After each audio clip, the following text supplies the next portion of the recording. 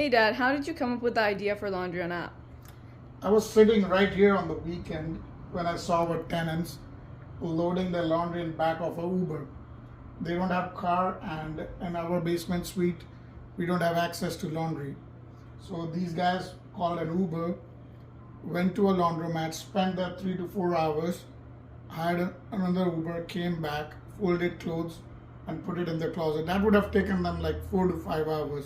So I thought, if there's an Uber for going around, why is there not an Uber-like service for laundry? And we have laundry in our home. If there was a way to use it, for that is like one of the least used appliance in our home. So I thought we could use that. Why not make an app for this kind of service? So there you go, Laundryonapp.